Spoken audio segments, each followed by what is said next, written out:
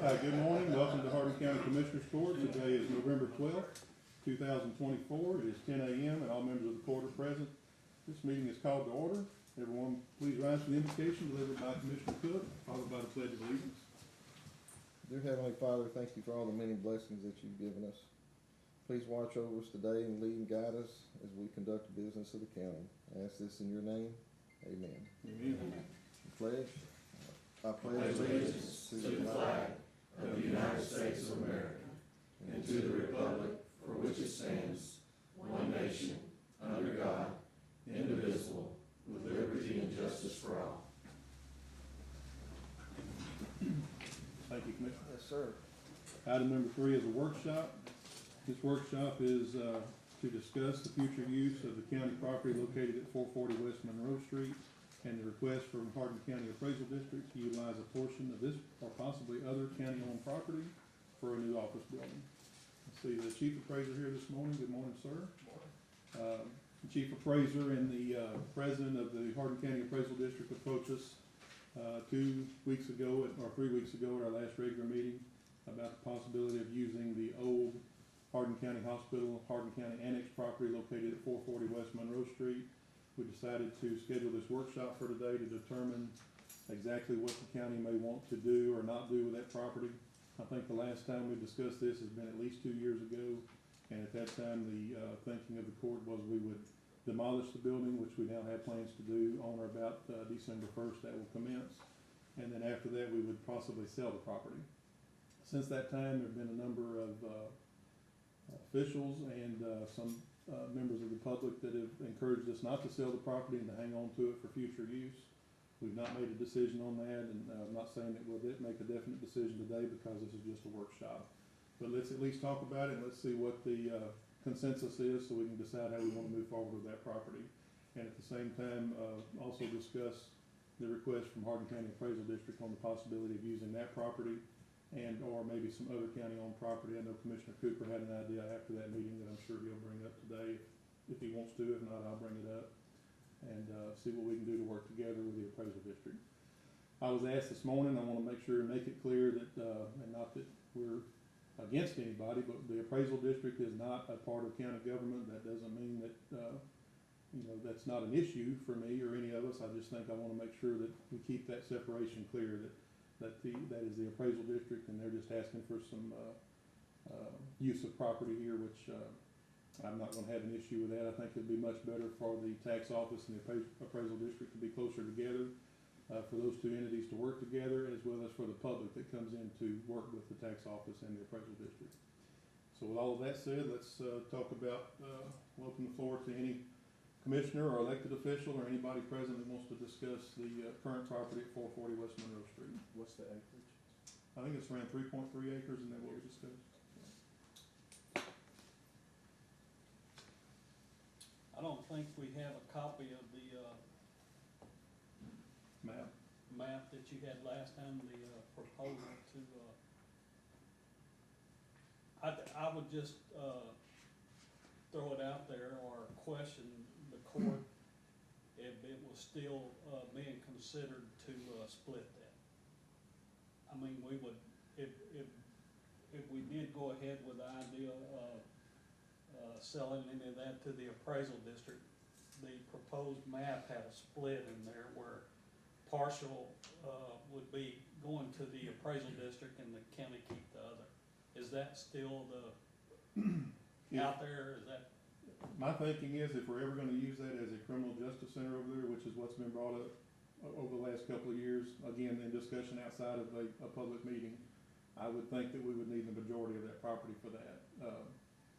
I see the sheriff's in here. I don't know if he wants to chime in on this or not, but I just know that in talking with, in the past, I know the sheriff, Monica Kelly, the emergency management coordinator, Judge Stover, and some others have brought up the fact that they felt like maybe we should hang on to the property for a criminal justice center in the future.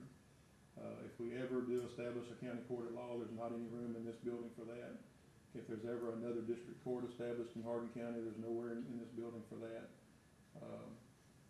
The juvenile detention center that we have on the 3rd floor is very small, and it needs to be, they need more room. So there's all kinds of needs for future space here, and this building is over capacity actually, but, we would need some place to build such a criminal justice center in the future if that's something that we're ever gonna do. Hopefully it'll be past my time, but, Would the appraisal district, purchase it and build a building? I would think so, yes, sir. I know they have plans to build a building, and if we're going to enter into any kind of an agreement with them for property, I would think it would either be a sale or a lease. Commissioner Cooper had brought it up last time about possibly the, property behind the floodplain office. That's not anything that I've discussed with, Mr. Keller or Mr. Landis. I thought we would talk about that here today if y'all wanna do that.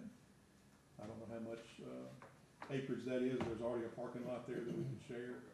And, you know, that is one option. There's probably other options as well, and we can talk about that here today. Definitely, any decision, the court makes would be, with a view of the future, because like the judge said, I hope I'm not here when all that happens either. But, with that being said, talking about a, criminal justice center, my personal opinion is whenever the expansion of the jail took place, of course, I wasn't in any position to make any type of decisions, neither was the sheriff on that, but the future wasn't looked at in that project because now there's no way we can go out. The only way we can do is go up over there, and I don't even know if that's feasible or not, where the current expansion was. I can speak on that. I know the 1994 jail, the original jail that is there, the foundation will not, take an elevated jail there, but the 2008 expansion that was done, that outer perimeter around that 1994 jail, it can go up 2 or 3 stories. It's good and bad, honestly. It's a good and bad design. It should have been thought about in '94, but it wasn't. None of us were here. I mean, we might have been here, but we weren't here I like think this in at '94. that time, any type of law enforcement center or criminal justice expansion or whatever we wanna call it, could have been put out at the airport. And, you know, we still have that property out there in front of the, collection station that was donated. I don't know if we'd be limited on what we could actually do, with donated property, but we still have that out there. I'm not opposed to an idea of future expansion over here, but, Sheriff, what would be your view on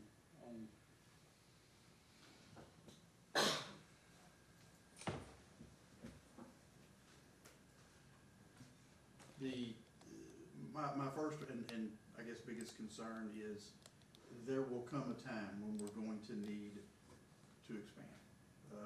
Be it jail, be it offices inside the courthouse, be it judges and courtrooms, you know, whatever. That time is coming. And unfortunately, it's getting here faster, sooner rather than later because of our jail population. We just don't have many options here around the courthouse square proper to look at. And I hate to see us get rid of what could be an option. You know, the land that's adjacent to that property is on the market right now for sale. There's about 47 acres behind that, and there's another 19 acres directly across 1293. That's the same property owner, and it's on the market right now, actively looking for a buyer. You know, so that land that's behind there, which for years was a cow pasture and some tallow trees, but I just don't see that we have any other options close by for expansion if we wanted to try to keep something like a criminal justice center, a jail, and the adjoining offices that would need to support that. There's just nothing else around here. And I really hate to see us split up or divest of that piece of property. I'm all about trying to get stuff on tax rolls and increase some revenue, but I think we're a little premature until we decide where we're gonna go from a jail expansion. You know, we're bumping that line every 3 or 4 weeks on being full. 4 days ago, I had 0 female beds available in the county jail, none. If we had taken in 1 more female, we would have had to pay to house them at the county. And that's coming up more and more frequently now.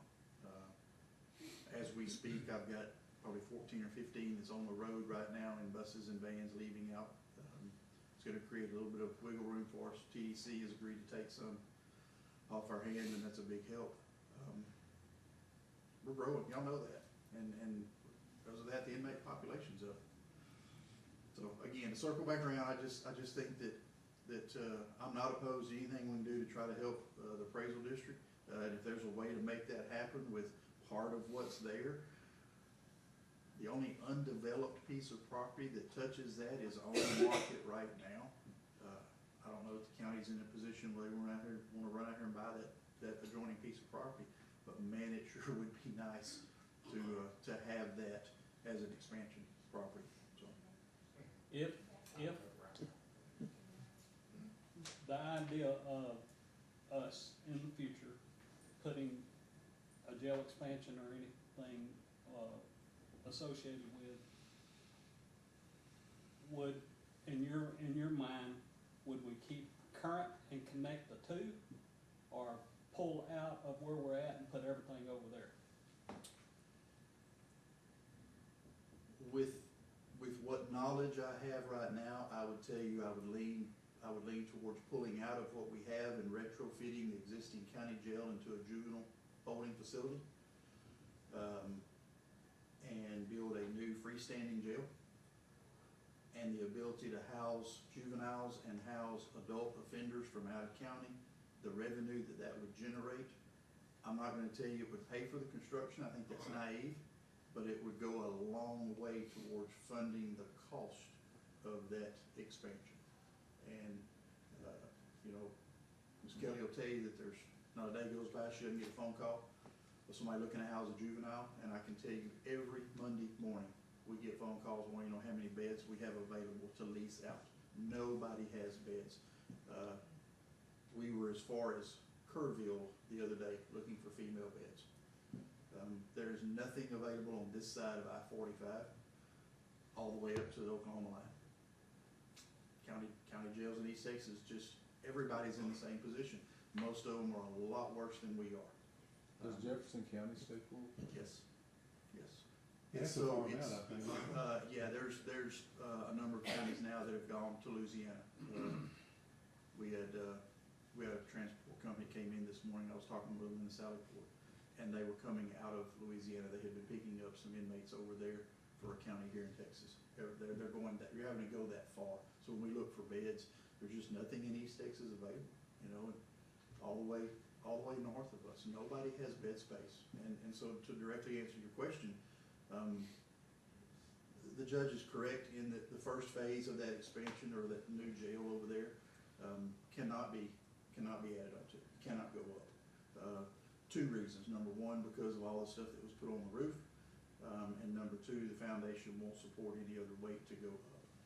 Yes, the expansion would help there, but we still run the problem of, we don't have any room. I mean, there's literally, I encourage all of you, come walk through my offices.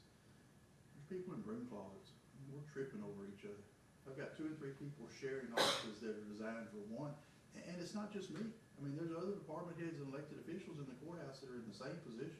There's just no more room for expansion, and we're there. We can keep kicking the can down the road, but at some point we've got to take a look at that. And I think by getting rid of a piece of property that we may have a need for, I think we're short-sighting ourselves.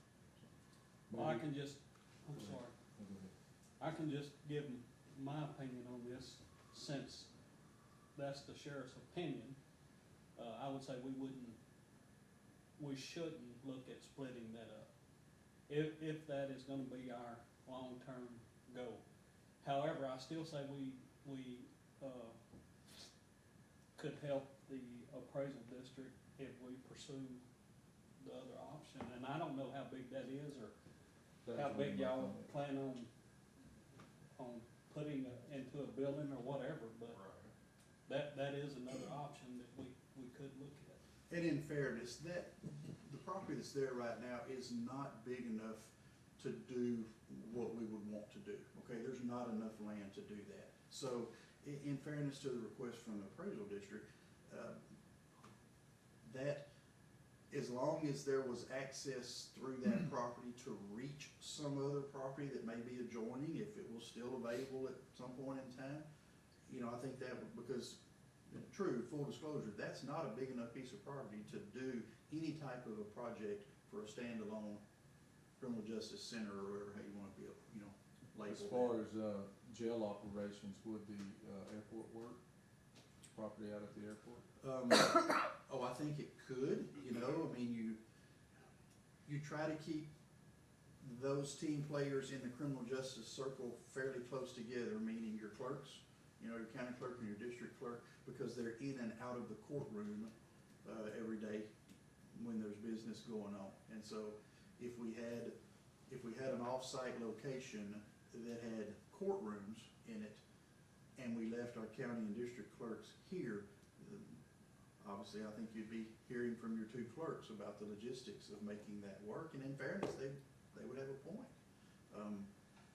So, yes, it could. Any land is better than no land, you know, for an airport, but, you know, you'd have to be, I mean, those ladies they're in and out every day, many times a day, in and out of that courtroom.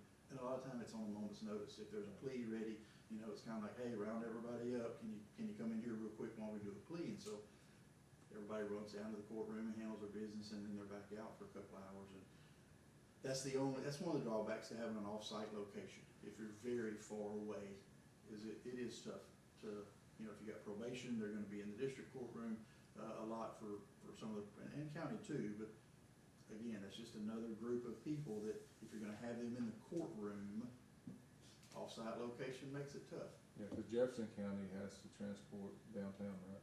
Yes. How many officers that take? 2 or 3? Yeah, I mean, I would tell you, you'd need 2 for sure, and, Per time off. yep.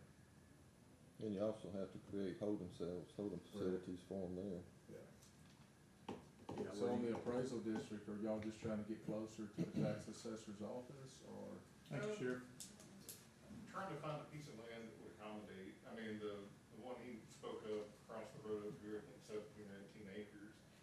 We've looked at that one as well. Obviously, we don't need 18 acres, but, they have offered to sell part of that, the front half, or the front 3 acres, or the back 3 acres so far, that we've spoke with them on. Well, why don't y'all go ahead and buy it and hang on to it till we need it? I agree with the sheriff. It would be a shame with our population growing the way it is. There is a time that we're going to need to have additional room for services, and it would be a shame to lose that property that's in the vicinity of the courthouse. I did go back and look at the property behind the floodplain office, and it's fairly large. It would probably need to be a multi-story building, but the parking lot and everything is already there. Or we could look at the property at the airport. I haven't looked at that, but I agree with what the sheriff has said. With our population growing the way it is, it's just a matter of time before we're gonna need more room. I agree 100% with that. It's in my opinion, in the current state, and trying to look in the future, that land will be needed, and in some form, for some purpose. I'm certainly not wanting to take anything away from CAD. I'd be willing to help in any way we can, but I just think that would hurt us in the long run if we split it up. If 3.5 acres or whatever it is would be just enough to do whatever we wanted to do at that time, if we split it now because it would be more helpful, then we would be cutting our nose off down the road, and then we would end up with a piece of land that would be of no use for us because we divided it. So personally, I think we need to hold on to the whole lot and do what we can to help them find a location. So, we have not taken any action in the past to we've not talked about, or we've not said, hey, we're gonna demolish that property and put it up for sale. There's been no action taken. And so, we probably, based on the conversation here today, we'll never take any action to sell that property, at least not in the foreseeable future. We will, demolish what's there, it'll go back to, green space or raw land until we decide what to do with it sometime in the future. Everybody seem agreeable to that? Yes, sir. Judge, The- can I, Yes, ma'am. just quickly, Yes, ma'am.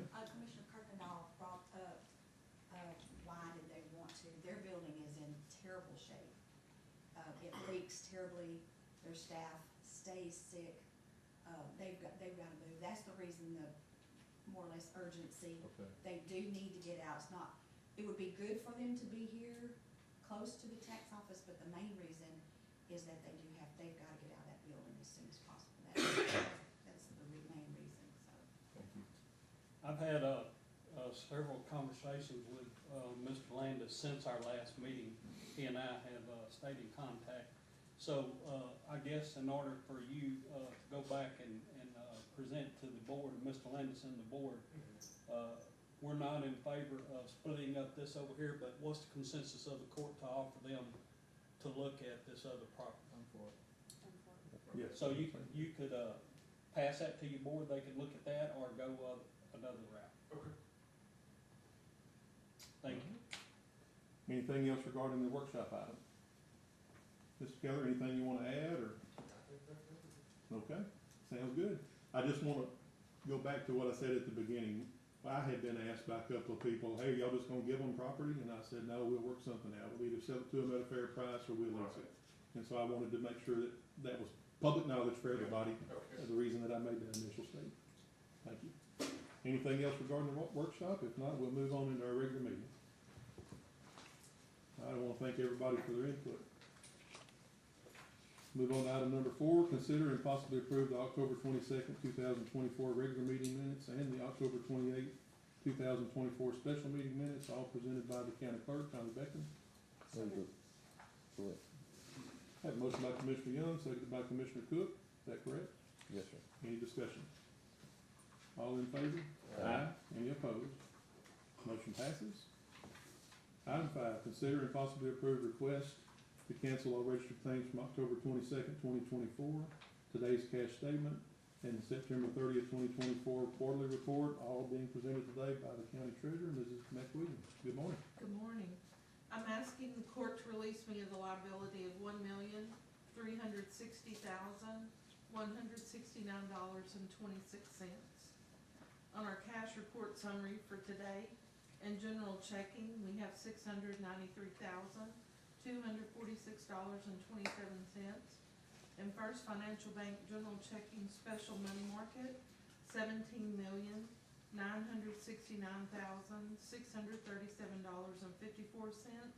In Tex Pool General, $351,944.42, for a total in cash funds of $19,014,828.23.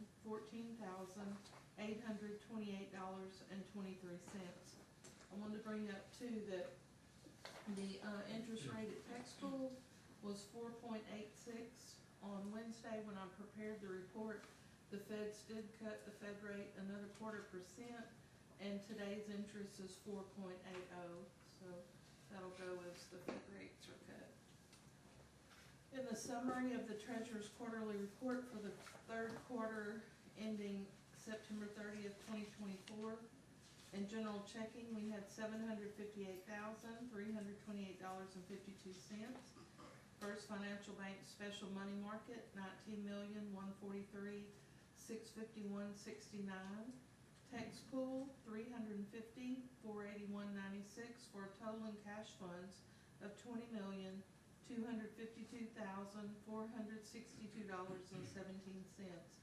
That's a decrease in the balance of $5,718,011.37.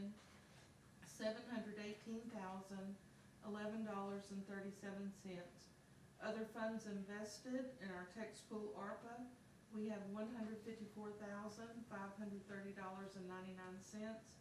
In First Financial Bank ARPA Special Money Market, $7,952,664.75, for a total in ARPA funds of $8,107,195.74.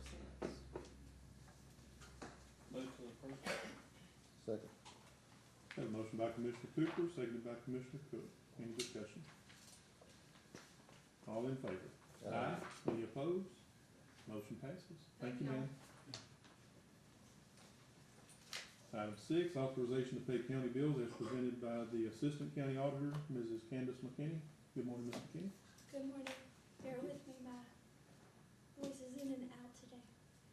Pre-approved expenditures for October 23rd, 2024 for $241,492.21.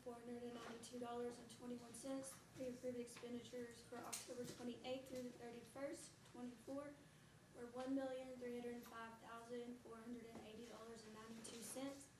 Pre-approved expenditures for November the 6th, 2024 were $829,965.33. Expenditures for Commissioners Court today, November 12th, are $649,100.39. We have an additional bill for Hilton Alive for $367,223.09. Total expenditures and transfers are $3,393,261.94. Gross payroll for October 31st, 2024 was $655,711.74. Total transfer for October 31st, 2024 payroll was $804,125.67.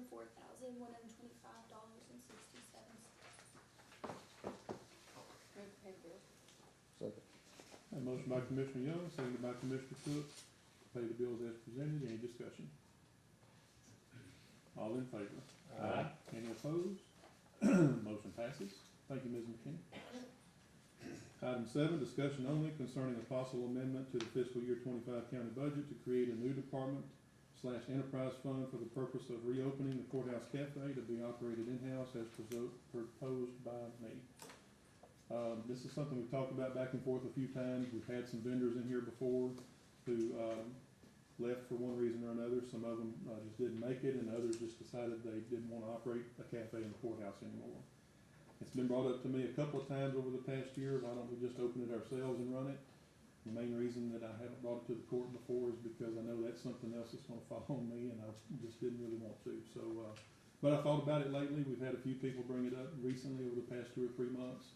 Most recently, Ms. Ryan that works in my office was in a jury pool on the 2nd floor, and there were 3 or 4 different ladies in there that mentioned they sure wish the cafe was open so they didn't have to leave the courthouse and come back to court in the hour that they had for the lunch break. And I said, well, let's look into it.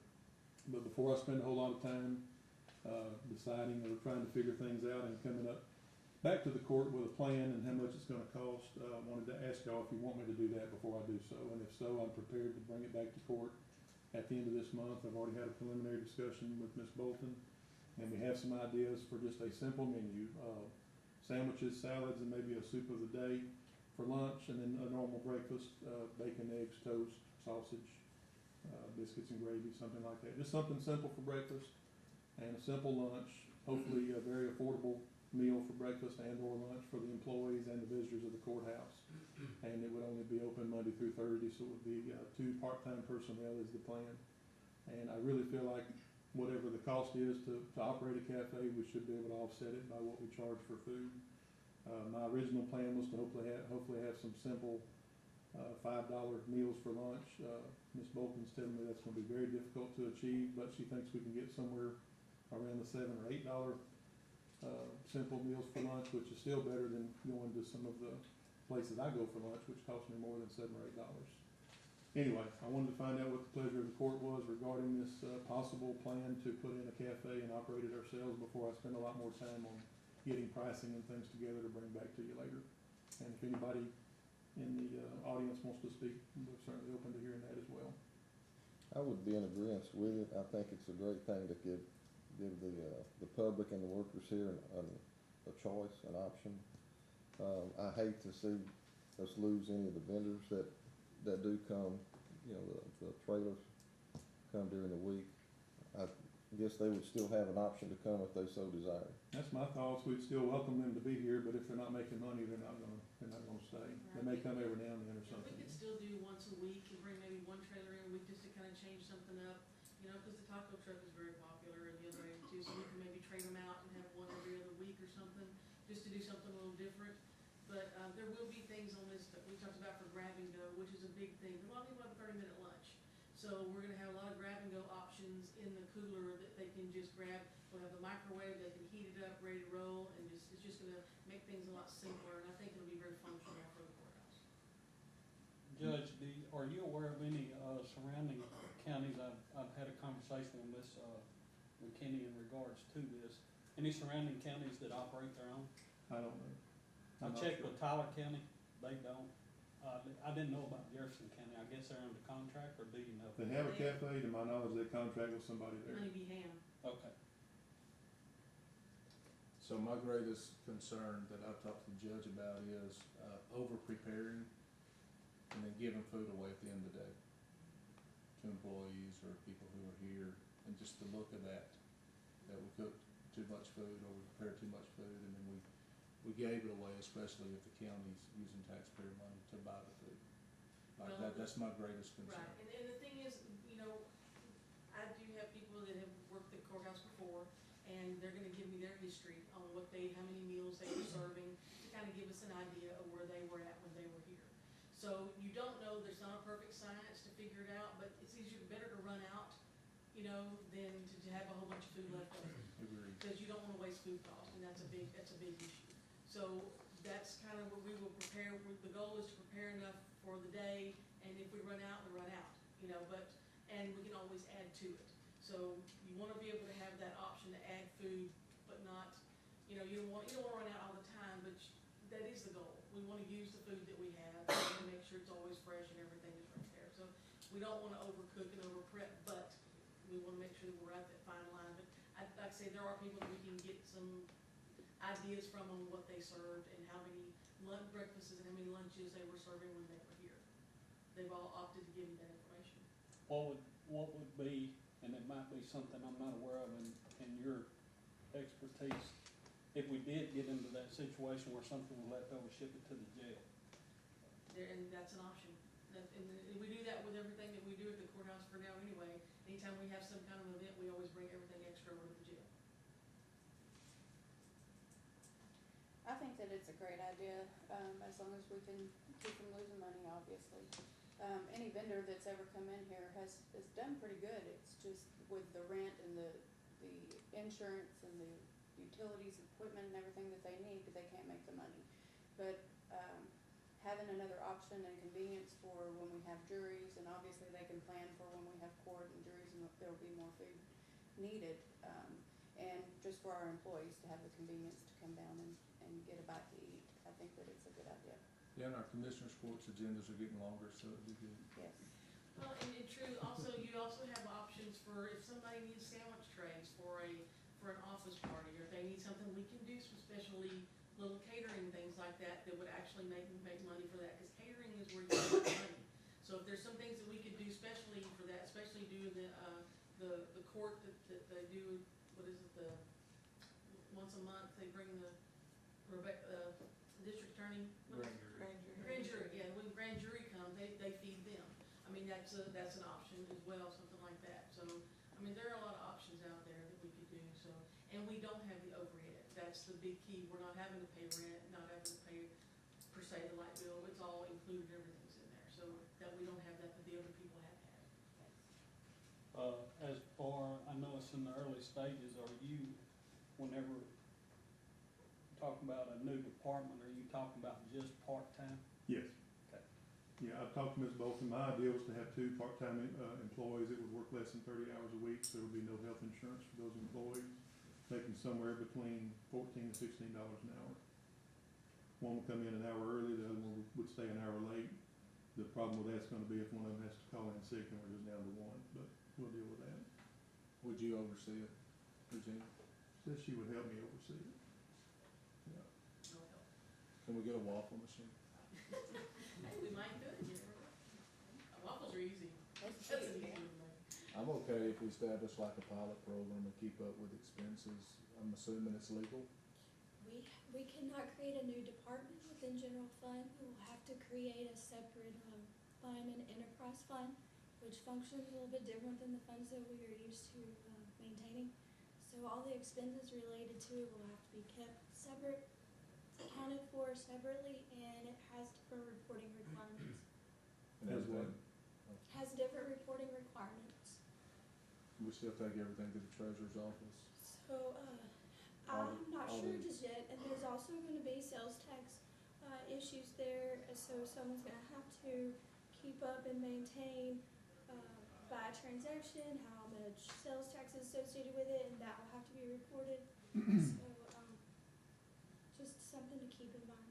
Nothing's easy around here. No, there's some comptroller Yeah. questions that we'll have to go to about sales tax and us being nonprofit and, you know, there's questions on that. Which if you want me to, I'll dig into and have a better answer on all of that by the next meeting. May not be ready to make the final decision, but at least we'll know where we stand. I think it'd be good, and then if we do it, maybe do a quarterly report. Yeah, it's a good idea. Anybody else have any input?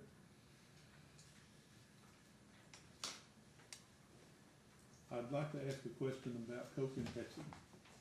Because we can have a Pepsi fountain next week, but it might take a year to get a Coke fountain. So is everybody okay with Pepsi? Yeah, they do that, Dr. Becker. I think so. Yeah.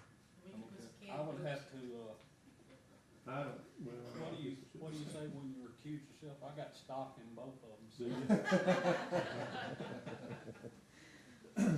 All right, well, we'll figure all that, I'll have a better plan to bring forward at the next meeting, and if all the questions aren't answered, we won't move forward until we answer all the questions. Sound good? Yes, sir. Thank y'all very much. Item 8, consider and possibly authorize the county judge to execute the Southeast Texas Auto Theft Task Force and Local Agreement 2025 grant year by and between City of Beaumont, City of Port Arthur, Jefferson County, Hardin County, Jasper County, and Orange County as a covered area party of the combined task force. This is a $0 agreement. Hardin County does not participate actively in this agreement as of about 2 years ago, but for us to be a covered party, we do have to enter into this agreement. So moved. Second. Have a motion by Commissioner Kirkendall, seconded by Commissioner Cook. I just want to add, the sheriff is aware of both of these agreements and didn't have any objection to putting either one of them on the agenda. Is there anything you want to say, Sheriff? No. All right. Any other discussion? All in favor? Aye. Any opposed? Motion passes. And the reason I said both agreements, because there's another. Number 9, consider and possibly authorize the county judge to execute the Southeast Texas Auto Theft Task Force and Local Agreement fiscal year 2024 Senate Bill 224 grant by and between the same entities, City of Beaumont, Port Arthur, Jefferson, Hardin, Jasper, and Orange County, as a covered party. So moved. Second. Have a motion by Commissioner Kirkendall, seconded by Commissioner Cook. Any discussion? All in favor? Aye. Any opposed? Motion passes. Number 10, consider approval of request by Mr. Alex Parker, floodplain administrator, to approve Longleaf, a subdivision of 48.62 acres out of a called 2,095 acre tract in the Eduardo Areola League, abstract number 1 of Hardin County, Texas, located in precinct 3, to enter into a 2-year 50% bill warranty period and accept the security bond in the amount of $218,855.20. Before I go to Mr. Parker, I want to start with Commissioner Young. This is your new precinct, Yes, sir. and you've talked to the engineers and the developers, I believe, Yes, sir. so. And I've actually gone out there myself. When we had the storms in the spring, we were fully expecting to have to close down Park Road Bridge. That's something that happens just about every time that we have a rain event like that. And we didn't. We did not have to close the bridge down at that time. We went into the subdivision and they are high and dry.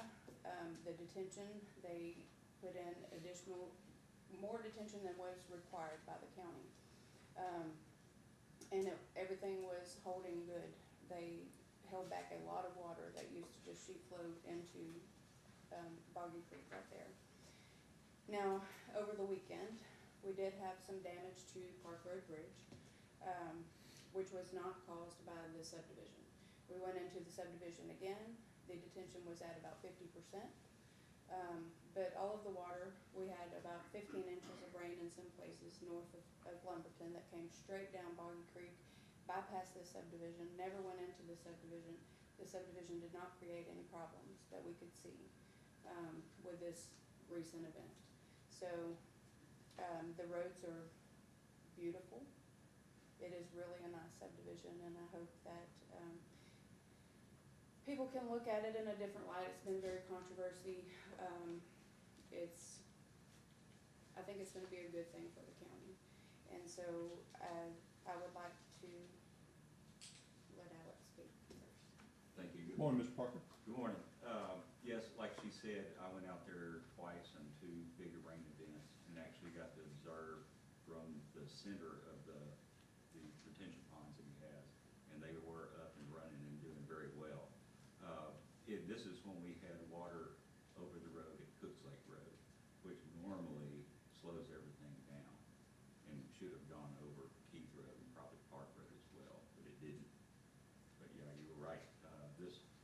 This flood, all that flood water came from the Nona area, where the headwaters of Bottom Creek starts. I got to watch it all weekend long as it rose and as it went down. So, yeah, this subdivision, I've done every inspection with the city of Lumberton when they were doing their city inspections. We went out there and did a final inspection. They actually pulled all the manhole covers. Everything was clean, pipes were cleaned out. You could get down in them and see the daylight from all the other ones, that were open. So, I've been in touch with the developers, and we've been working with the county engineers and their engineers, and it really is a very nice textbook subdivision as far as the roads and everything goes. So, And the engineer for this project is LJA, correct? yes, sir. Is anybody here today from LJA? But we do have your letter that they gave us. I make a motion to, approve starting the warranty period for Longwood subdivision And accepting the security bond. and accepting the bond. Have a motion by Commissioner Young. And I'll second. Any discussion? Yes, Commissioner Cooper?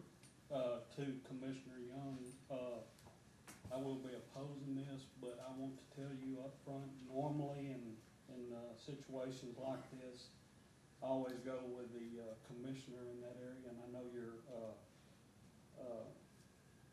for this. And with the big picture, I would be too, except for the history of it. It's nothing against you, it's the history of what's going on with this is the reason why I oppose it. I understand, and I agree. It's, a sore subject. But, from what we saw on the performance of it, I think it's gonna be okay. And I hope it is. I hope it's a successful project. Do we have, ways to address issues if they come up in the remaining construction period? Yes, this is just the warranty period, so they still have at least 2 years and 50% build out before, we'll even take it in to the county system. So this is just to start the warranty period, saying that they finished their detention, they finished the roads for this phase, and now we wait to see how they perform.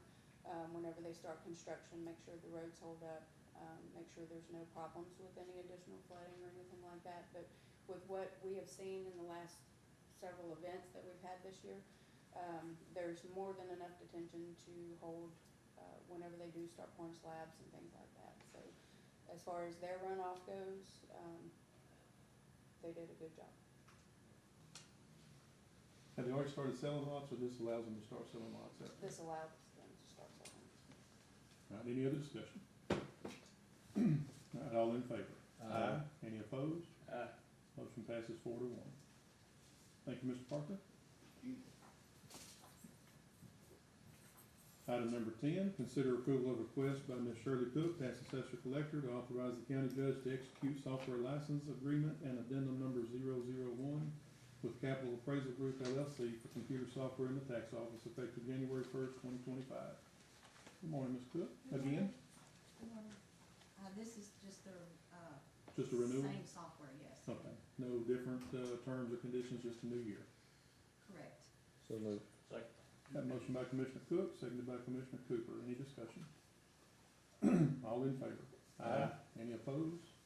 Motion passes. Thank you. Thank you. Number 12, consider request by Commissioner Kirkendall to adopt resolution 30-24, authorizing and approving execution of an agreement with Cadence Equipment Finance, a division of Cadence Bank, to finance a 2024 Kubota M6S 111 SHDC, serial number ending in 3649, a four-wheel drive tractor equipped with a Terrain King KB 22-foot boom mower, serial number ending in 807, for the R&B2 department as approved in Commissioners Court on October 22nd. So moved. Second. Have a motion by Commissioner Cooper, seconded by Commissioner Cook. Any discussion? All in favor? Aye. Any opposed? Motion passes. Number 13, consider approval of request by Commissioner Kirkendall to authorize the purchasing agent to sell a 2007 Ford F-150, VIN number ending in 4209, a 2000 Ford F-150, VIN number ending in 3546, a 1999 Great All G3WD, serial number ending in 3375, a 2000 Great All G3WD, serial number ending in 6384, a 2004 John Deere 6220 tractor, serial number 4086, and a 2014 John Deere 6105M tractor, serial number 0472, with a Tiger Foot boom mower, utilizing Renee Bates Auctioneers at reneebates.com. So moved. Have a motion by Commissioner Kirkendall, seconded by Commissioner Young. Any discussion? Are you gonna have anything left on your yard? Oh, this is all stuff's gotta go. All in favor? Any opposed? Motion passes. Number 14, consider approval of request by Ms. Sharon Whitley, Health Director, to approve amended court ordinance number 1999-19.3 regarding the regulation of food establishments, including food service establishments, retail food stores, mobile food units, temporary food establishments, and roadside food vendors. Good morning. What are the changes to this amended order? Okay, these are some changes that's coming from the health inspector program, and Virginia could give us more in detail, the changes. All right. Good morning, Good Ms. Ball. morning. Again? Good morning again. Okay, so on these changes, some of the changes are, one of the things, we want to have a valid food manager certification. The current inspection report and all allergen posters have to be posted at the front. That's one of the changes to it. That's on page 1. Then as we go to page 2, it talks about the risk-based inspections for food establishments that will be inspected as follows. We already do risk-based inspections. We've been doing them for years. But one of the things that we've learned in doing this program is you have low risk, medium risk, and high risk, okay? So the low risk people are your dollar stores, your convenience stores that only sell fountain drinks, you know. We found, and this is across the country, that there's no need to be in those places as often because they have a very low risk of foodborne. So we need to spend our time in the places where people can get sick and try to keep people from getting sick. So that's kind of where we're going with this. So we want to take the low risk and do their inspection every other year. With that being said, if there are any complaints, we will definitely be in there. If we're also, like, if we're over at Domino's in Silsbee and the dollar store's right there, we will go over in that dollar store, do a little walkthrough, and just kind of do while we're there in that area. We're not going to go make a special trip, use gas money to go across the town unless we need to for some other reason. But keeping it in groups, and that's kind of how we'll do that. So we'll make unofficial visits throughout the year that we're not doing the inspection. So if we do see anything, we can bring it to their attention and we can take care of it at that point too. Let me ask, right now, everything's inspected how many Everything's times? inspected once a year. Once a year. And the high risk is supposed to be inspected twice a year. We're just getting to where we're doing that now. Okay. So that's something we've just got to be able to do with manpower and getting everything organized. Medium risk, if they score a 90 above, they can be inspected once a year. If they're below, at 89 or below, they'll be twice a year. And if there's any complaints, anything like that, then they'll be taken care of more than that. Now, high risk is supposed to be inspected twice a year. Now, establishments with complaints will be inspected more frequently, and if there are any complaints or foodborne illness, then they will be inspected ongoing. I've got places that we need to be in every 3 months, just because of their practices and the things that they do. So by eliminating and not having to be in all of these low risk places and the medium risk that are doing great, like for instance, I'll throw Subway in there. Subway's exemplary. and they're a medium rare. They shouldn't have to be done but once a year, because they're that good, and we shouldn't have to spend that extra time in there where we need to be in those places that we need to be in every other month or every 2 months. Just because of just walking through, checking, making sure everything is good. And that was one of the things that, for the goal of this whole thing with the risk factors is uniformity nationally. Because like we've got a Chili's in our county, there's Chili's in other states, they want them to kind of be graded across the board, so everybody's kind of doing the same, and that's what these grants that we do are for, is for uniformity across the country. So this was one of the changes. The other one, down further, talks about a temporary permit for youth. Commissioner Kirkendall actually brought this up to my attention, because we've got some kids that wanna sell at some of the little events, and, it's $30 for them to do a booth, but if we wanna encourage the youth to do it, let's give them a little break and let them do it and make a little bit more money. So that's where that came from. The other thing on the next page that we added, that we've been doing citations, they got passed probably 3 years ago, I believe it was, but I never had the citation policy put in this order. So all I've done is copy and paste to the citation policy that we've already approved and put it in this order, so it'll all be there, all in one place. And this is what we run our department by, is this order. So we try to put everything in here is there ever any questions, we go straight to the order and can find what we did. And all these visits, inspections, these are surprise visits, they're not Yes, sir. scheduled? Yes, sir. Only time it's a scheduled visit if it's a new business, and then we have It's to more- schedule to get them going. Kind of administrative. Yes, that's the only ones, we don't do everything is surprise. Is this in line with industry standards? Yes, sir. So moved. Motion by Commissioner Kirkendall, seconded by Commissioner Young. Any discussion? All in favor? Any opposed? Motion passes. Thank you. Thank you. And can I say one thing just Sure. real quick? I was out for a while with my husband being sick and his passing. I just wanna recognize Shelley and Janet right here, the 2 inspectors. They worked so hard, and they took my place and did what they needed to do during all this time, and I appreciate them so much. And Hardin County's in very good hands, I just wanted to know, with the inspectors that we have and what we have going on, so. Excellent. And Sharon was a big help as well, so, but anyway, I just wanted to thank them publicly. Well, thank you all very much. Number 15, consider approval of request by Ms. Whitley to apply for a $10,000 funding opportunity, delivering customized performance and system improvement training and technical assistance to local health department grant with the National Association of County and City Health Officials, with support from the National Center for State, Tribal, Local, and Territorial Public Health Infrastructure and Workforce at the Centers for Disease Control, with no match. So moved. Second. That motion by Commissioner Cooper, seconded by Commissioner Young. Any discussion? What does this do? This allow us to attend training by from CDC, well, on the Fed level and the state level. For y'all to attend? And they'll pay for it, if we're awarded the grant. Any other discussion? All in favor? Any opposed? Motion passes. Number 16, consider approval of request by Ms. Whitley to apply for a $40,000 strengthening immunization program and communications and outreach capacity grant with NACHO, with support from the CDC. This will provide resources to strengthen communications on the importance of immunizations and increase community trust and uptake in vaccinations. With this grant, Yes, our ma'am. immunization rate has went down, but that's not just a Hardin County thing. Of course, nobody wants to take a vaccine now, and we have seen a decrease in our rates. So with this grant, we're hoping we can do some kind of advertisement, outreach, so we can get our numbers back up. And will this be in the schools as well? We'll be in the schools, the daycares, anywhere that has kids and parents, so we can increase the rate. And there's no match. No match. So it's a kind of an educational. Yes, it's an educational piece to bring them in. Is this what RFK is gonna work Yes. on too? That probably go away.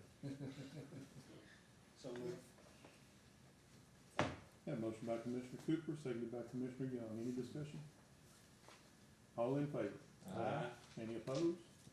Motion passes. Number 17, consider approval of request by Ms. Whitley to reapply for 4 health inspection grants with the National Environmental Health Association and U.S. Food and Drug Administration, Item A is an $18,000 mentorship grant to build collaborative relationships with similar food retail program standards. Item B is a $7,500 training grant. Those funds will be used to provide for participants to attend various NEHA meetings and trainings. Item C is a $20,000 collaborative grant to start a network with local jurisdictions. And item D is up to a $150,000 grant over a 3-year cycle for improvements and a hand washing initiative working with preschool children, including Hardin, Jefferson, Orange, and Jasper, and Newton counties, and all of these are a $0 match. And these are all for reapplication. We already have these, and you're applying for the next term. Yes. So moved. Second.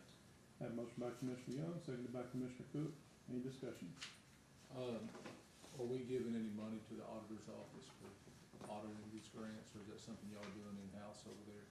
Yes, we do give the auditors some, annually, yes, we contribute to. I think they come from another grant, though, not these particular Not these grants. particular grants. This one does have IT in it. Right. Any other discussion? All in favor? Aye. Any opposed? Motion passes. Is that all? Thank you. Number 18, consider adoption of resolution 31-24, requesting a public sale of properties acquired by Hardin County at a delinquent tax sale, as requested by Mrs. Sheena Moore with McCreary, Vaselka, Bragg, and Allen PC, our tax attorneys. Good morning, Ms. Moore. This pertains to a December 3rd tax sale. The resolution will allow the sheriff to sell resale properties that have been in trust at prior sales, and we're just bringing them back at a reduced amount. So moved. Second. Have a motion by Commissioner Young, seconded by Commissioner Cooper. Any discussion? All in favor? Aye. Any opposed? Motion passes. Thank you, Ms. Moore. Much. Number 19, consider approval of request by Mr. Aaron Tupper, Emergency Management Coordinator, to authorize the county judge to execute a memorandum of understanding with Texas Division of Emergency Management, outlining the terms of the Texas Emergency Management Assistance Funds Program, also known as TMAP, in regards to Hardin County allowing employees and members to serve as part of the Disaster Recovery Task Force. Aaron had brought this up to me a while back. I think everybody here is aware of the number of disasters we've been through. There's been people from this team, it's called TMAT, they come here and help us. They've been a tremendous help. Aaron's been approached by other members of TDM and TMAT to join the team, and I've been reluctant to let him because we have so many disasters here and he's a one-man show. But if we can help others the way we've been helped, I sure would like to be able to do that when we can. And this entering into this memorandum of understanding is the first step to allowing him to be able to do that. Have a motion by Commissioner Kirkendall, seconded by Commissioner Young. Any discussion? You want us to vote this down, or? I would have a while back, but I am gonna vote down, I'm gonna deny any more vacation requests, because every time he takes one, we have a disaster.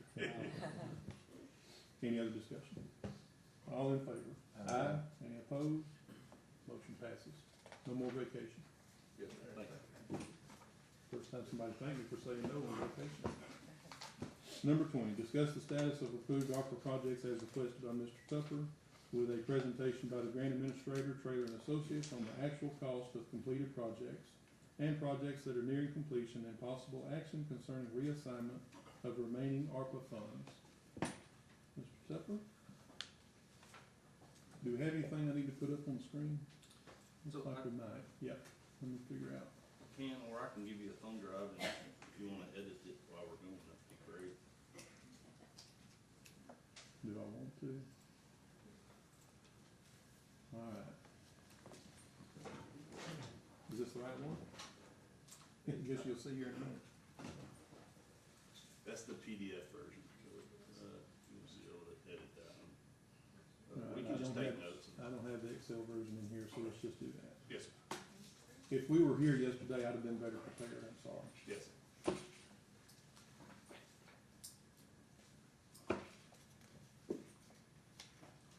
Do you want Miss Smith to come up and talk? Come on up. This is Melinda Smith with Traylor and Associates. She's the project manager on the ARPA projects Good morning. and has done a wonderful job guiding us in the right direction on all of these projects. Thank you. Well, thank you. Let's talk about where we are as of today, and then in future line items, we'll talk about where we're going. Certainly. So, the spreadsheet that is on the screen right now, and you should hopefully have a copy of, to make notes on if we need to. is gonna explain first and foremost which projects are completed and which are underway and fully obligated by the ARPA Treasury definition of obligated. We're gonna circle back around to that in a moment and why that's important.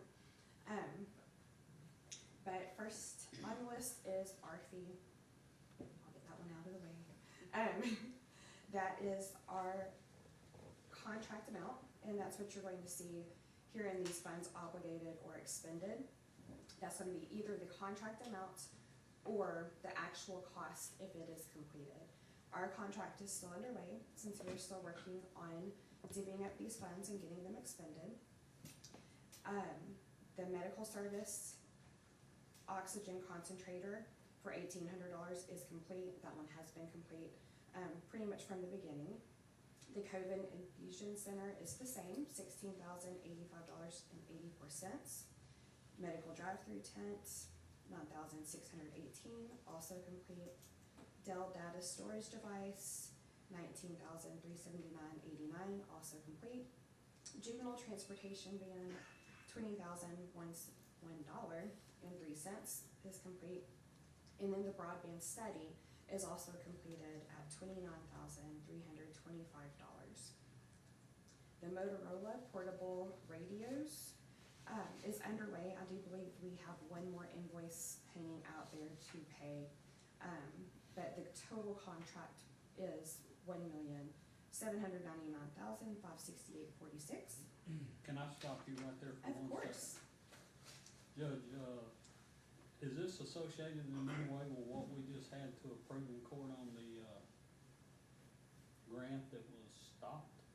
Or is this something else? I mean, Which one? the 200 and something thousand that we was gonna have to come up with that they paid in the past, the fire departments was gonna, what am I talking about, Aaron, do you know?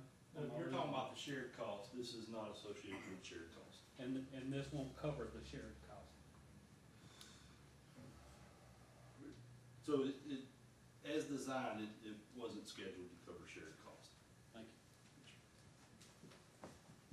you. I'm sorry, this was just buying radios for some of the fire departments and upgrading some radios in the dispatch center. Okay. And it was allocated, what, about 2 years ago?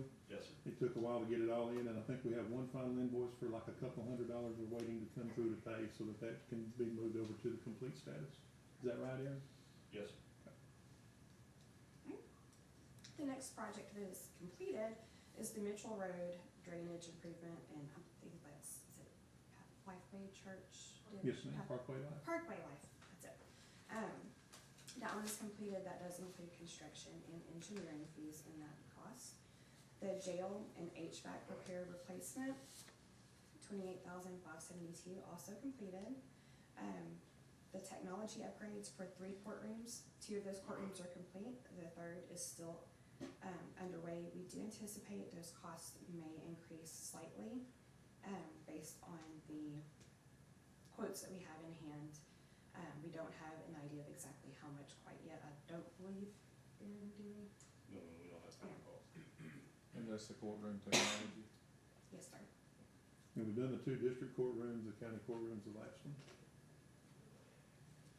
And then the next item that was approved and has been expended and is complete is the medical devices for ESD number 5. The kiosks for the courthouse was actually an item that was recently approved by the court, and the total cost after receiving the quotes and paying that out is $15,110. And let me say, that shows complete, but it means we bought everything. We're gonna install those in-house, and they're working on programming those, and I'm told that they'll be up by Christmas, right? Yes, sir. Right, and then the emergency manager position that was created using ARPA funds will be paid through 2025. And that $275,000 is a pretty decent estimate of what those payroll costs will be. And it's for a grant coordinator, not an emergency manager. Sorry. Okay. Grant quarter EM is on here, so I Yes, just ma'am. read the EM. My apologies.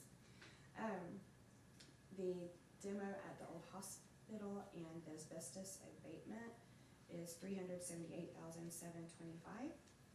Sorry, I'm going over all of these, I hope that's okay, I mean, sorry, should have asked that first, but,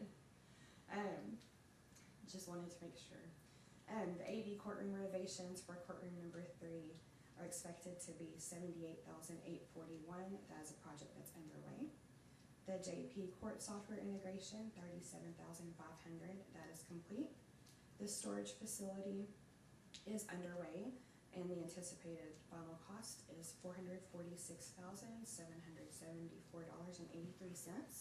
Where are we at on that, setback on that we asked for a change order on? I believe the change order's been included already in that.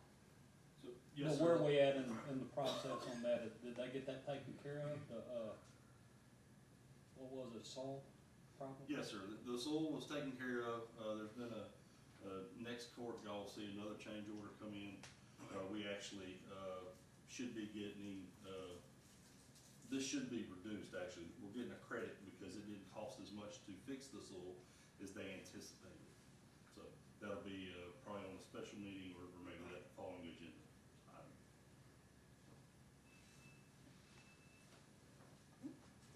And then the Silsby Communication Tower is underway. I believe we're just waiting. I think the tower was delivered. I'm sorry, do you want to just come up here instead of me just coming around the So ring? the tower has been delivered. They broke ground last week, and when I say broke ground, they got after it. Yeah. From what I understand, I haven't looked, but I believe there was concrete poured Friday or Saturday. Friday would have been.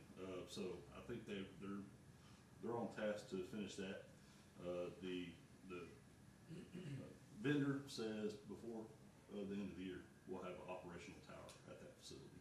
Nice. I believe it when I see it. I will too, but they're moving pretty quick. Alrighty, and the final expected cost for that project is $1,730,161.61, and that is a project that was formerly a General Land Office CDBG project that was moved over to ARPA.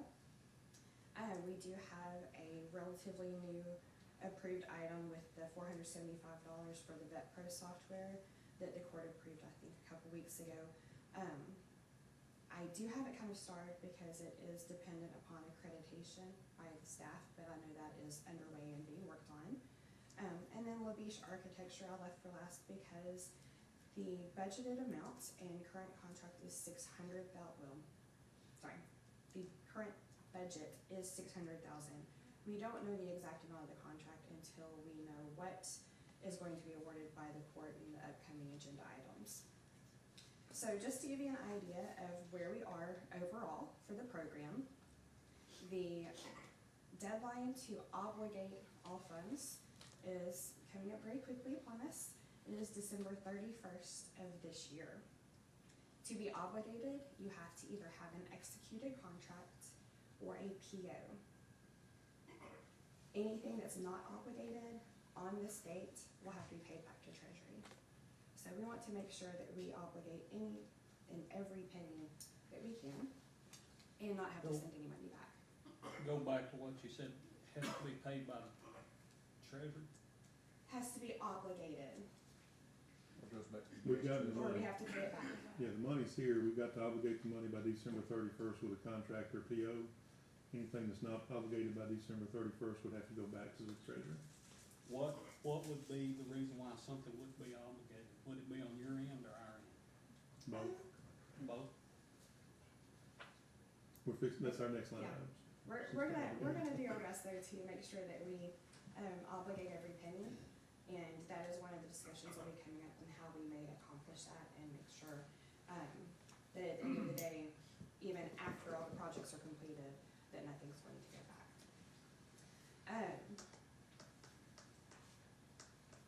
The amount of money that has been approved by the court previously versus the actual amount and cost at the end of the day, we actually do have about $400,000 left over that will be moved into this, or that is included in this $3.9 million that needs to be obligated. So fortunately or unfortunately, whichever way you want to look at it, we've got some pretty big projects coming up to discuss, and Misty's going to take care of that with the bids and other information that's available, but that's where we are currently. All right. Do we need to, there was some talk the other day, and the reason that I added, and possible action concerning reassignment of remaining funds. So everything here in this top square, that's been obligated or, allocated, that's what we used in the past. Correct. Some of these down here have been allocated before, but they're different, they're coming in at different amounts. So I think we talked about taking action to, I don't know what word we wanna use, deobligate, unallocate, or whatever, any remaining funds, and talk about what we're gonna do in this Yes. bottom square in the next agenda items. Yes. Is that correct? That is correct. So the, funds that need to be reassigned, for lack of a better word, it is on the other spreadsheet. Do you have the? other Before you go to that, spreadsheet? Judge, Yes, sir. the very bottom where it says, 6 permanent LED public info signs, and then below that, project 1 and 2, does that fall under that category? Or are they separate? Project 1, what is project 1? There's not one. I left a Okay. placeholder for us to be able to add things, as we discuss them. Okay, I do have this as a functional spreadsheet on my laptop that I'm happy to pull out, and we can plug numbers in and kind of play around with it and see where we're at as we. Once you get her going to this meeting and she can share her screen. thank you. Certainly. The other spreadsheet is a list of the projects that have been previously approved and the actual costs. Now, the one thing, again, that we don't know, do you not have that one? I'm so sorry. Is it down below? It was on the same spreadsheet. Well, that's Like fine. this one. Let's see. Here it Is is. that it? And that's it. Do we need to take action here before we talk about these, or you? Well, I think this is what you were wanting to take action on, or needing to take action on. You These. just tell me. Sure. I'll do my best. These are the previously approved Allocation? projects. And then compared to the actual cost to complete those projects, or if they're not completed, then the bid/contract amount that we have in hand right now. Again, though, Wood Beach Architecture is entered at the full budget amount until we do have further action and get those exact costs from them. But right now, we do have $404,466.54 that has previously been approved by the court for uses that we now no longer need them for. So rather than have each individual line item, I did do the little chart so you can see where those costs are coming from, or budget overages, either one. And perhaps one motion to allow these to be put back into the unobligated funds for use for upcoming projects in the discussions that are coming up. So, One thing I don't see in this list down here is the hurricane safe room. It is on the potential projects. I know we had allocated 2 million and it's coming in at 575, so we would need to make sure that that amount is also unallocated or whatever we're gonna do with Okay, that. But that's not included in this 404, right? correct. Okay. I'm sorry, Commissioner Cooper had the something? 404 is what we need to take action on to assign, To or obligate those funds. reassign, yes, sir. Did we not have another list of possible projects that we wanted to look into? Well, those are on the, at the bottom of that first page we were Okay. looking at. All right. And then at There was 86,000, nothing we'll else have to though. talk about what to do with that if we do all of those others. Right. If we don't do all those others, there'll be more than 86 that we need to figure out what to do with. And y'all let me know if there's anything that's difficult to understand on this. I look at them all day, every day. So sometimes I'll look at it and think, oh, well, that's self-explanatory when indeed it is not, as the judge can tell you frequently when I bring big spreadsheets. And you might have already said it and I just missed it, but, at the bottom of that first graph, it says funds to be obligated by December 31st, 86,000. That's what, I think that's if we approve this list Correct. that's pending. okay? If we- Otherwise, it's the 404. Yeah, Well, it's the 3.9 million yeah. total right now.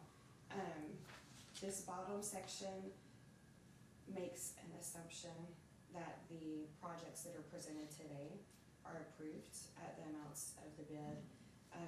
And that does include the LED signs, which were up in the air, but everything that we have, basically all the information we have is on the sheet in one way or another.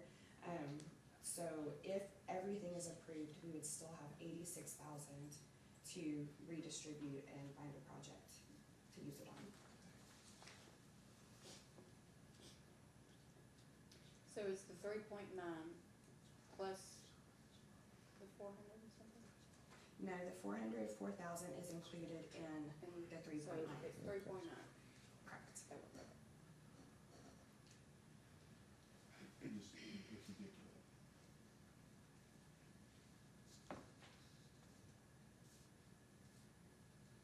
At the time that the, signs were brought up for discussion, there was some, discussion at that time that we needed,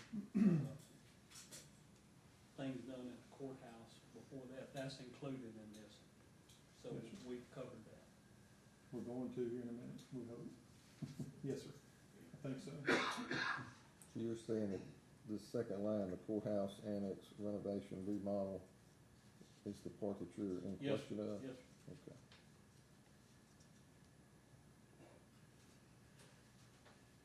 So Melinda, what if we pass this item, don't take any action here, let's see what happens when the rest of them come, and then you tell us what we need to do as far as unobligating any money that we had obligated elsewhere before. Does that make it easier? That makes perfect sense, and hopefully we could add that hurricane safe grant portion. It is actually included. I think once you do your spreadsheet, we'll know what the dollar figure is that we have left when we get finished. So if you'll get your laptop going and dial into this meeting, Erin's gonna help you do that. Alright. And we'll, do them one at a time. Sounds good. All right, thank you. Thank you. We're Would, gonna pass number 18 for now, let's come back to it. Number, 20, I'm sorry, come back to it, unless there's more discussion. I had something to say, but I forgot what it was. Oh, on the safe room, what's your question? What's the holdup? I just don't see it on the list down here, but we had Okay, so allocated we- 2 million to that, and, the phase that's gonna be paid for by ARPA money came in at, we'll see here in a minute, 575, I believe. 520. But we had a match. No match on that. Oh, really? No, sir. So it was originally On the HMGP allocated, part of it, there's a match, and we're gonna talk about that too. Okay. it was originally allocated by the court as a match. So basically it's, the project's scrapped and we're doing it different now. So FEMA will pay for certain things in that building, and FEMA will not pay for certain things in that building, such as some office spaces, and I think the parking lot, and some other things. Aaron knows that all in full detail. And So whatever FEMA wouldn't pay for, we're paying for out of ARPA funds to make it whole. So there's a match on the FEMA, HMGP grant, and we're gonna talk about that when we get to it. And then there's no match on the ARPA funds, and we can't use ARPA funds to pay the match. I'm not calling it It's- a leash out or anything else, but you got it listed in red, and you referred to it a couple times, and you got the 600,000 in there. That's the max. Yes, sir. It wouldn't go above that, but there's a possibility it go below, Correct. based on percentages, I guess, of Based what on- we approve. Correct. Okay, thank you. So the 600 is the max? That's the budget amount for Blue Beach, yes, sir. It could go up? It won't go over that, It should not go over that. correct? Yes, sir. Correct. Sorry, this is not easier. We're trying to make it easier. We're passing number 20, we'll come back to it. 21, Misty Sims, purchasing agent, to present results of bids received and the recommendation of the La Beach Architectural Group for courthouse and jail renovation construction projects, and award to successful vendor or take other action as the court deems appropriate if awarded. The project is to be funded utilizing ARPA funds. Morning, Ms. Sims. Morning. Bids were open on Tuesday, October 8th, 2024, at 2 p.m. here in the Commissioner's Courtroom. We received two vendors bid. So the first one was CMOS, which is Construction Managers of Southeast Texas. For the jail, their bid was $2,305,909.92. For the courthouse, $730,909.92. $734,000, $734,090.08. And the total bid would be $3,040,000. The other contractor was N&T for the jail, $2,482,000.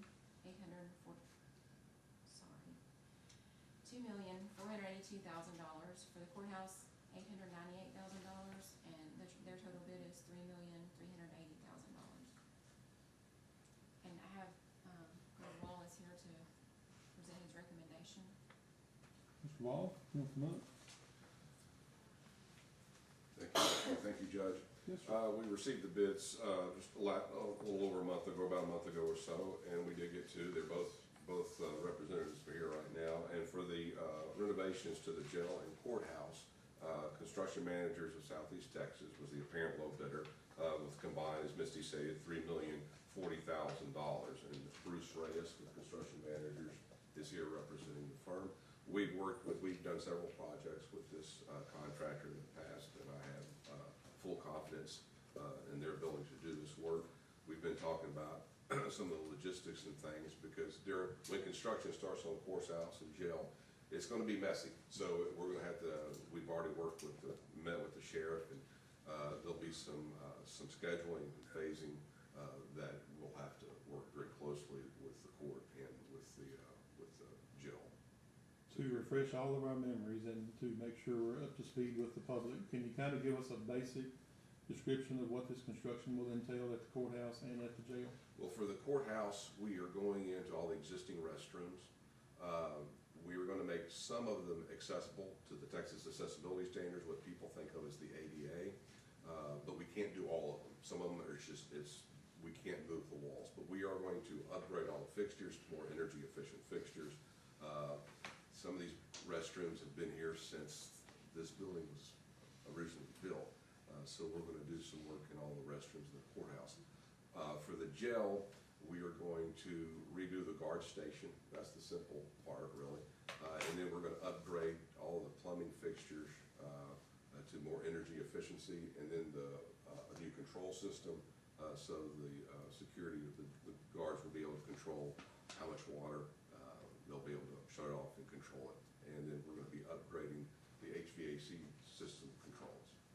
Now, we do have an ongoing issue all the time. Most people are probably not aware of flooding that goes on the second floor that comes from the jail on the third floor. This, being able to limit the use of water, will this help curtail that? Do y'all know? Yes, sir. Okay. Well, that's great. Plus, it'll save us money on water. Yeah, on the controls, is that the Johnson controls that we've used before in the past? Sure. And when he says we're replacing the controls? I would That's say it. no. That's gonna be plumbing controlled as opposed to, Yes, sir, it's a automated, water management system.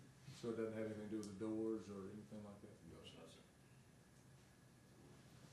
I want to remind everybody that way back when we allocated $1 million toward the courthouse project, and then we were told that it would probably be double that because of inflation and what have you, so we kind of backed off of that. But we brought it back around again at the request of several, and it came in at the $734,090, so even less than we were worried about, and I think some of the scope of work's come down as well.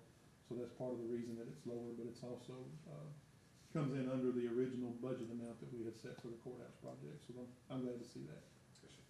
So, looking at what Melinda brought us, we're there on the, on potential projects, we're there on the courthouse. The jail's coming in a little higher. But So, do we have something to take away from? yes, sir, with the money that's left over, the 404 that we saw earlier, that's left over from previous allocated projects, plus the fact that the hurricane safe room's coming in under, and some of the other projects are coming in under, such as this courthouse project, the money's there to do both if you wanted to do it. So Also, I'm sorry, Commissioner, also, we may be reviewing some possible value engineering items, which I had nothing to present to them for now, but we are considering that. What does that mean? Looking at ways that we might be able to save some money on some items. Okay. But we'll sit down with the general contractor and discuss that. We haven't done that yet, but there could be some possibilities there. No change orders? Unless it's a negative amount? Hopefully not, but going into an old building that was built, I think, in late fifties, early sixties, Yes, sir. we may find some stuff when we start knocking some walls down. So is this action item? It is, and, with that being said, do we need to look at putting a contingency amount in here in case there's any change orders? Cause if not, there's no room for any change orders to add money to these contracts. I think that should be discussed, maybe perhaps a 10% contingency, 10-15% contingency. Because in older buildings, we'll start tearing down things, and a lot of times you'll see some electrical or plumbing that we did. We have some drawings, but we don't have all the existing drawings, so we're not sure what we're gonna find out. We did do an asbestos report, we knew we had a few of those things, but demolition sometimes reveals things in older buildings. Move to award the CMOS, and then add a 15% contingency. I'll second. Have a motion and a second. Discussion? Yes, sir. What happened, Greg, or maybe I should ask this young lady, so we got until December the 31st to take care of this. And what if we put contingency money in there and we don't use it? What happens then? It's allocated. What happens to the money? One of two things. Once December 31st, 2024 passes, we will not have the ability to create any new projects in the reporting portal. We will, however, have the ability to move funds between existing projects. Okay. So we could redistribute it if another project needs additional funds. We could redistribute it if it doesn't need additional funds and we want to add it anyway and add some bells and whistles somewhere. And then, of course, the other option is that it gets paid back if we don't spend it. If there's a change order somewhere else, we could use that money that we don't anticipate, that the money's not for, but we could use that money to cover that. We If can, that project has been approved. as long as it is an existing project. Okay. Yes, sir. And that's relatively new, so that's probably different than what we were telling you initially. Treasury has changed the guidance about every 3 months since this began, but that is their current in writing. Yes, you have the ability to do this guidance. Greg, you said 10 to 15%. Yes, You feel like 15% would be better served, or we safe at 10? It's just hard to say, but if you wanna change your motion to 10%, I think that would give us the wiggle room that we don't have right now, for sure. Okay, so I'd change it to CMOS and then 10%. Okay. Have a motion by Commissioner Kirkendall, seconded by Commissioner Cooper to award the courthouse and jail renovation construction projects to the low bidder, CMOS, plus a 10% contingency. Any discussion? All in favor? Aye. Any opposed? Motion passes. Number 22.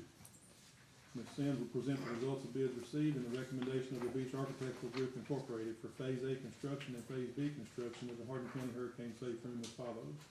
Phase A construction, if awarded, the project will be funded by ARPA funds. And Phase B construction, if awarded, the project is to be funded utilizing TDM Hazard Mitigation Grant Program, HMGP DR 4332-0233 grant funds. And Commissioner Cooper, this goes back to what you said earlier about the match. Item B, there's a match of percentage, which I'll get Aaron to explain that, because if I say that it'll be wrong. And then Phase A is 100% by ARPA funds. Ms. Sims, if you'll present the bids, and then we'll get into discussion. Bids are open on Tuesday, November 5th, 2024 at 2 p.m. here in Commissioner's Courtroom. Phase A is ARPA, Phase B is the GP funds. So, first bidder we had was CMOS. Base bid for Phase A is $575,000. Base bid for Phase B is $5,856,000. Daniels Construction, base bid for Phase A, $1,361,206. Base bid for Phase B, $4,638,571.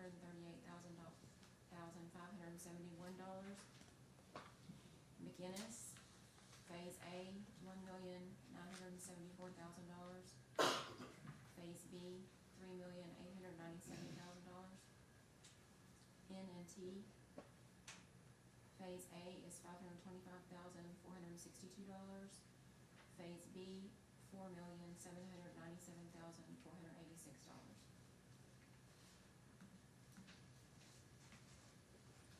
What's the difference in the bids on this phase A? I mean, 'cause some of them like 4 times the amount. Good question. So are we gonna award total? Because some of these, there's a company that's lower than, on phase A than they are on B, or vice versa. Yes, I think we have to award total to one vendor. So for N&T, where are they out of? They're in Beaumont. And I represented Charlie Javier with N&T this year. and you've done work with them? We have worked with N&T Construction on various size projects, some smaller, some larger than this project, for, Charlie, I would guess 25 years. Yeah, So we've known N&T Construction, we've done, I can't even count all the projects that we've done with them, but I have complete confidence in their ability to do this project. What's his name? Charlie Javier. Charlie, what are some projects I've worked on locally that we would know about? Locally, let's see, that's all, in Coos, we haven't done that much in Coos. What about Beaumont? What's that? What about Beaumont? Beaumont, we've done work for the county, the city, a lot of school districts. We haven't done anything with the school district here in Coos. We did the Woodville courthouse renovation. That was probably 2 years ago, but, And what all did y'all renovate there? well, we went through the historical aspects of the courthouse. Right, was that an award through like, the Texas Historical Foundation or It something like was, that? it was. Well, if he's worked with them, he's done something. Yes, he has. Yeah. So, anyway, we've been in business 34 years, and like I said, we've done all kind of commercial construction. They've, one project that we did, that we designed, that N&T built, was the City of Beaumont Health Department. If you've driven past that on College Street, we did that. That was completed probably 10 years ago. Y'all did that? Yeah, we did that, right. And then most recently, they did, they did the 500 Golf Center that we designed, also on College Street in Beaumont, as well as the airport renovations. Right. All on time and under budget? I tell you what, the health department came in right at budget, and our change orders were, I figured that was 0.0006%. They were very small. I like that. Because we had good drawings. Good drawings. So, if you don't mind, Greg, what's the recommendation regarding the Well, bids? I know you let me, reviewed them and vetted.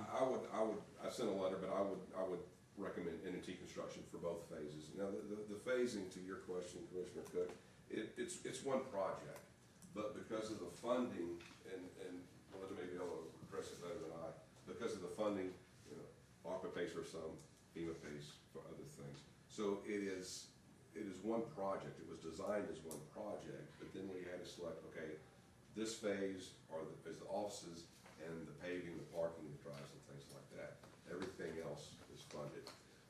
So even though we did have some different bid numbers, there was some differences between the phases, but the overall, we were fairly tight. All the bids were pretty tight, and N&T was low, and I believe the total bid was $5,322,948. One of our earlier cost estimates that we did, it was like 5.56 when it was done a couple of years ago, and then we got bumped that up for inflation and cost, and it was potentially going to be around 6.8 to 7 was my fear because of inflation and things like that. But I think steel prices have calmed down. COVID drove up steel prices and component parts, electrical component parts and things like that. So this bid of $5.3 million from N&T, I think, is a very good bid, and I have full confidence in N&T's ability, and I would formally recommend them for this project for both phases as the complete project. Before we take any action, on the Phase B part of this project, if my math is right, N&T is, the third lowest out of 4 bidders, is that right?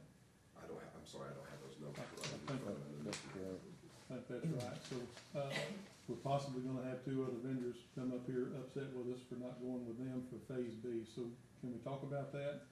As to, first of all, is this price locked in, the 4.7, or is there any chance that's gonna come down any? I haven't spoke with N&T about that to see if there's any possibilities for any value engineering items that we can certainly do that if we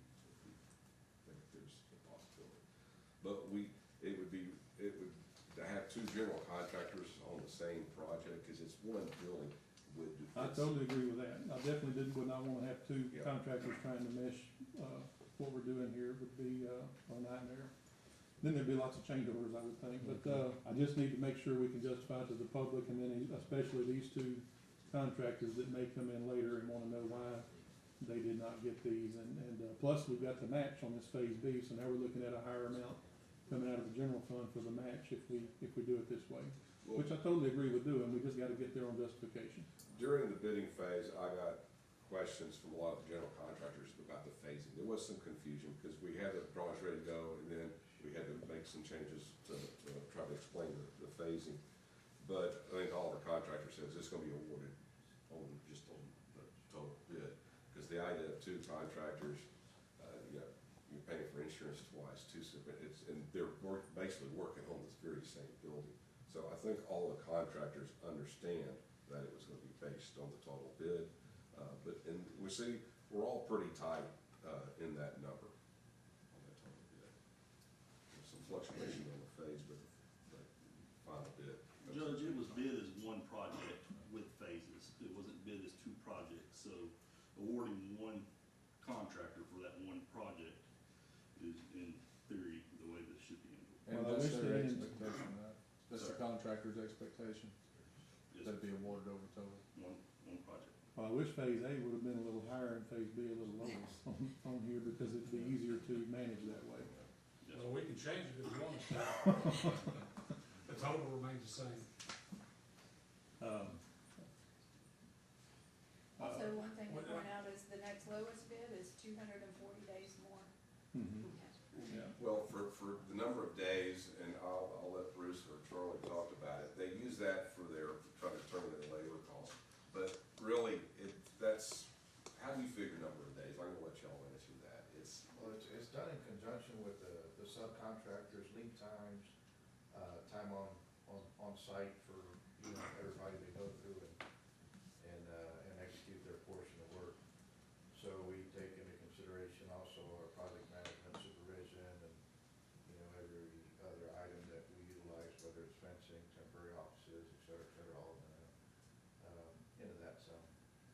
But, with, we saw it as one project, despite the phasing and so forth, so on, so, I'm a competitor here, but, to be fair, that's the way we saw it. Which we sure do appreciate, thank you.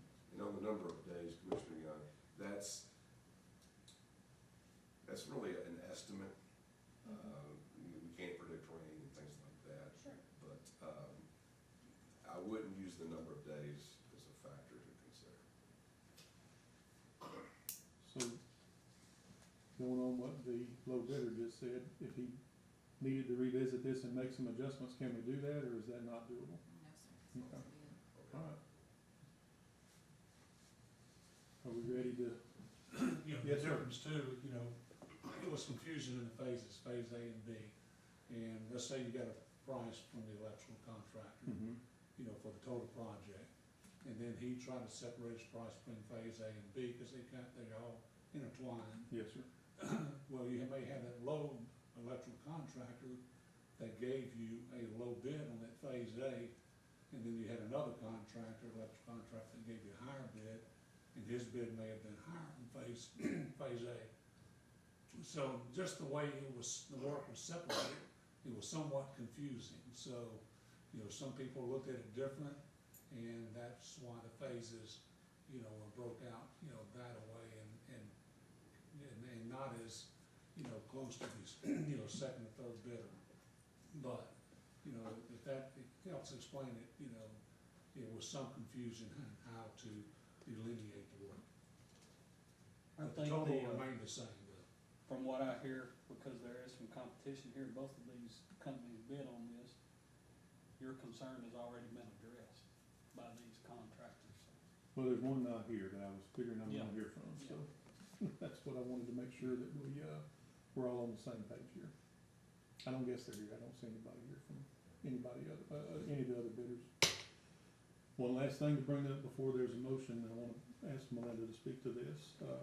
being funded by two different sources, but you're the grant administrator for this project on both grant, funds, right? Yes, sir. The amount for the base bid on phase B is the, $4,797,486. The award that we have right now is considerably less than that, if I'm Yes, sir. remembering right, it's around 3.4, somewhere in there. It is. But you feel like there's not gonna be any problem getting them to come up to the amount of the bid. There's money available in the, overall grant, and it will be able to get them to come up to this amount. Yes, sir, there is money left for the program. The only bad part, for lack of a better term, is the amount of time that it does take to get the approval for those increases. But we can certainly get that submitted. Aaron and I were gonna visit so that we can get that in, as soon as possible. It really is a matter of providing a, budget sheet with the actual cost per line item and sending that in for review. And there's been some talks already with TDM in the past about the fact that this money was awarded in 2019, I believe, is that right? For the Yes, sir. HMGP? Yes. And we're here 5 years later with a lot of inflation and other factors that have come to play that have caused the cost to go up. So they're aware of this, we've been talking to them about it over the years, and, your feeling is that we'll get there, it's just gonna take some time? Correct. This is not a project that is, as vulnerable to those changes, like say a flood and drainage project, that you have to maintain that BCA of 1 or greater, and as costs rise, that becomes more and more difficult to do. This is actually based upon the number of people and some factors that play into it, the use and everything. So it's not as susceptible to getting to this point where you have increased costs and it not being a viable project any longer. And that's one of the reasons why there is money left in this program, is because so many of the flood and drainage projects are getting to that phase 1 where they resubmit their BCA and it's no longer a viable project. So it is my understanding that the POP, the period of performance for the DR 4332 program, will continue to be extended. Significant delays have been experienced getting, as y'all know, even to the point where we can start construction on all of these projects. So there's no reason to anticipate that we would be in any danger of exceeding either the timeline or the funds that are available. The only problem is, like I said, just getting that request in and getting it responded to quickly. If we have anybody we can contact, elected official, state representative, somebody along those lines to get that process expedited, this is the time to do it probably. And Senator Nichols' office has already told me that once we submit everything, they'll be glad to, try to help us expedite things, so. Perfect, so I will remind them. I'll get with Aaron and Greg and we'll get that submitted, hopefully this week then. Last but not least, what's the total match gonna be on 4.8 million? Are we looking at SB 7 money available to match on this? Yes, sir, it So is available, 6.25%. so, yes. Let me see if I can do the math over here really quickly. 6.25%. I'll nail my spreadsheets to the side if it doesn't want me to use the other columns.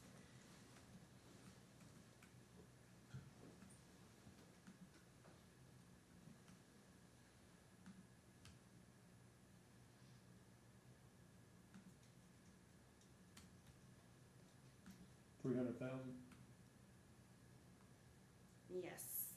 As I Should be recall, in the past, we were expecting somewhere around 200,000 would be our match.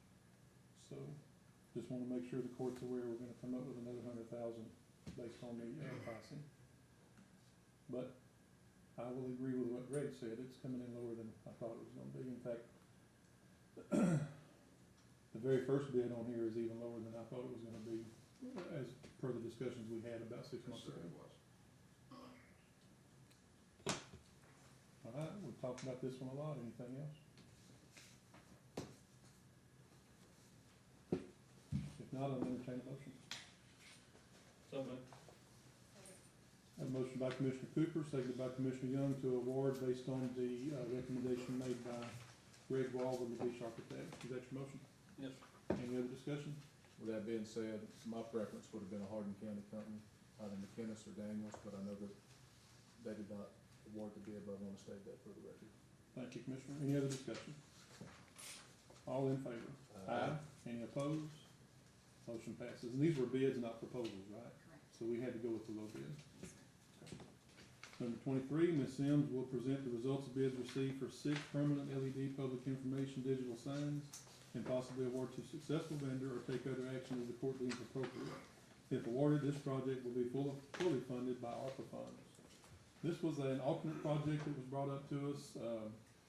I think Melinda first talked to us about it in one of our meetings that we have. Orange County's doing this at their pod sites. We thought it'd be a great idea. I still think it's a great idea, but it also presents some challenges if we go with, putting up these signs. We talked about 6 locations throughout the county to try to cover the county. It would be very beneficial during times that we're doing evacuations or pod sites or anything like that. But what happens, what do we do with these signs in the interim? Somebody's got to manage the displays and the messaging that we're gonna put out. Who's gonna do that? I'm not sure. I was looking at the ESD 6 sign the other day. It's a really nice sign they put in over there. One side works great, the other side's already got a problem and it's not very new. These also become targets for people if they're out in rural areas of the community. So, I think it's a great idea, but I've been told by others they didn't like the idea, so I'm just making sure y'all know the pros and the cons there before we decide on this. On the, information that I have been given or have personal knowledge of on these type of signs, it's like a computer in 2 years is obsolete. You have to go with something more technically advanced. So it's a lot of cost involved in it from what I understand. Would it be more advantageous for us to get a portable type stands or signs? I mean, it wouldn't look as decorative, as nice as these, Yeah. but we could relay information. Yes, ma'am. When you add in the change orders for the jail remodel and courthouse remodel, the funding really is not there to cover the signs. Okay. I can share the screen if you'd like, or Yeah, we want you to do that here in just, you can do it when you're ready, but let's present the bids and then we'll discuss and decide what we wanna do. Does that sound good? She's gotta present them before we take action. Go ahead, Ms. Sims. Bids were open on September 12th, 2024 at 2 p.m. in the purchasing department. Pat Boyette and Kenley Burke were present. We received 4 Atlas Sign Services for $503,070. Signs Plus New Ideas, $271,109. Mega LED Technology, $250,810.40. And Signs by G, $256,460. How much is left after we awarded the other projects? $38,623.46. So move reject all bids. I would put in my motion though that the bids are rejected for other reasons, not because of, Not just money? not because of who put in for those bids. Right, reject all bids due to the liability of the project And funding. and funding. That sound good? Sounds good. Second. Not to put words in your mouth? Yeah. All right, we have a motion by Commissioner Kirkendall, seconded by Commissioner Young. Any discussion? All in favor? Any opposed? Motion passes. You wanna share your screen, Melinda, so we can see Certainly. that?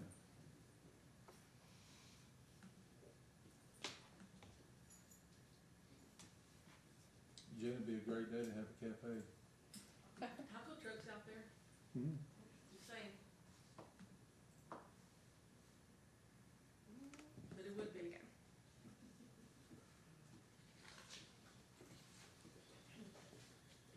Alrighty, so I did the math hopefully correctly, 10% on top of the $734,090.08 that was originally bid. That gives us $807,499.09 for the courthouse, and doing the same for the jail updates and remodel, that brings us up to 2.5 and some change. That leaves 38,623.46 to obligate somewhere else, Yes, sir. which is what we'll talk about under number 24. Is that right? Yes, sir. Discussion concerning possible projects to be approved by November 26, 2024, utilizing any remaining ARPA funds requested by Mr. Tupper. Do y'all have anything you can think of, that's viable or, eligible for the 38,623.46? What about this one about the records preservation? Have we determined how much we spent already on the shredding that we did over the past month or so? We have not been billed. Do you have any idea about how much?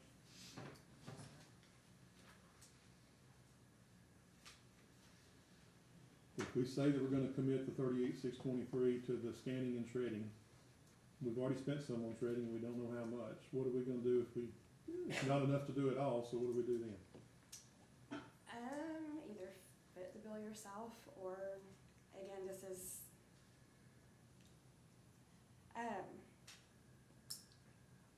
not what we were expecting, kind of to come out with. We weren't anticipating all of the projects we had discussed, I think, were probably a little bit more than this, but we also still don't have the Labiche We haven't total yet. adjusted that.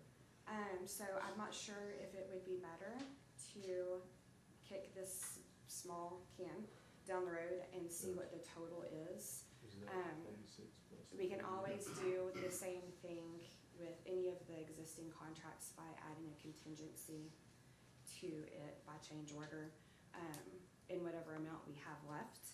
And again, it would still be available for any of the projects if they were over budget, or if we made them over budget by purposely doing a change order to use up some funds. Melinda, what if another project, say where project one was identified, funds were allocated for that project, but then it wasn't completed because funds needed moved to complete other projects? See where I'm going with that? I see where you're going, and there's really no answer from Treasury Okay. on that. So you couldn't call you got it listed project one and two, you couldn't call project one contingency on above projects. Not for reporting We'd have to have a purposes. contractor with somebody. What if we do this? Table this item, bring it back up. If we're ready Monday, we'll do it Monday. If not, we'll do it at the next regular meeting, November the 26th. By then, let's lock in the Labiche amount, and let's see where we're at on the shredding, and then we'll know what's left. And you can tell us what projects are available to spend that money on, so we can lock it in by PO or something before the end of December. Sounds great. Everybody agreeable with that? Yes. And then also, I'll switch on the screen, adding in the hurricane safe room, the LED signs, and the record preservation that we had set aside, which was less the shredding and more of a contract for everything that I think was way over the initial estimated budget. That does give us just over 2.4 million that will need to be reassigned. So I'm not sure if that's a motion that can be made, or if we need to wait until, since we know we're coming back anyway, make that motion first. And that would therefore include if, there is any overage on the Labiche contract. And do that motion that same day first out of the gate, and then come back and reallocate whatever exact dollar amount we have. I guess where I'm thinking is we've got, and I'm talking about the hurricane safe room, we've got prior allocations we made. Some are coming in under that, so we've got leftover money, and we don't know the exact dollar amount until we lock in the Labiche contract. Is that what you're saying? Yes, sir. So you think we should just table that first item we passed a while ago, and this item, and bring them back up later? Is 24 an action item? Nope. It's not. 24 was discussion only because we were possibly gonna be able to identify some new So just projects. table 20. Is that what you recommend? I think so personally. I have a motion by Commissioner Cooper to table item number 20 to the next meeting, to a future meeting. How's that? Seconded by Commissioner Young. Any discussion? All in favor of tabling item number 20? Aye. Any opposed? Motion passes.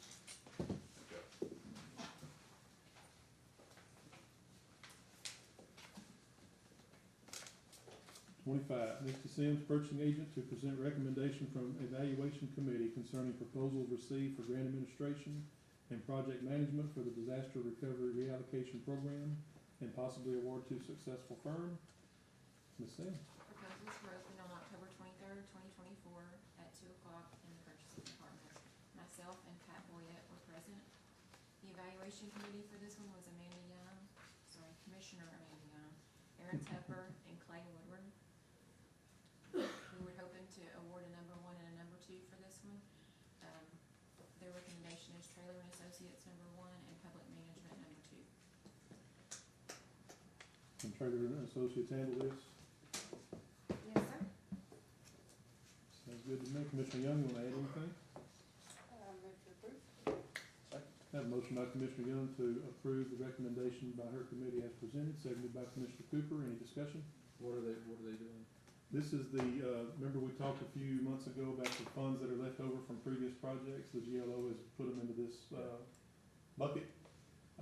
One thing we've gotta do is decide very quickly on what projects we're gonna apply for, because the deadline to submit they're not calling it an application, they're calling it something else. It's a call for projects. Call for projects is November 21st. We've agreed on one project, and that's the water wheel system for Batson. We need to come up with 2 more projects quickly. And so once they're awarded, they're gonna come back to court on the 18th, right? Mhm. We're gonna talk about those. I would like to throw out there the Beaverbrook Bridge is shelf ready. Okay? Sounds Is it good. shovel ready? It is shovel ready too. All right, any other discussion? All in favor? Aye. Any opposed? Motion passes. Congratulations, Trailer and Associates. Yeah, thank you.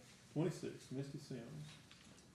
Recommendation from Evaluation Committee concerning proposals received for engineering services for the disaster recovery reallocation program, and possibly award to successful firm. Ms. Sims. Proposals were received on October 23rd, 2024 at 2 p.m. in the purchasing department. Myself and Pat Boyette were present. This was the same evaluation committee, Commissioner Young, Aaron Tupper, and Clay Woodward. We'd also like to award a number 1 and number 2 on this one as well. We received statements from Stevens Engineering, Arsenal Wilson and Cole, Fitz and Shipman, Schaumburg and Polk, and Levens Engineering and Design, and also KSA. The recommendation is number 1, Levens Engineering, and number 2, Schaumburg and Polk. So moved. Second.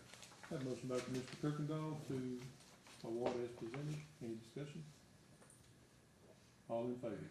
Aye. Any opposed? Motion passes. 27, the Misty Sims agenda. Results of bids received for motor fuel for all road and bridge departments and all emergency generators, and possibly award to successful vendors. You wanna just read off the low bid on each of these? Yes, sir. Is that okay with the court? All right. Bids were opened on October 23rd, 2024 at 2 p.m. in the purchasing department. Myself, Pat Boyette, and a Midtex representative were present.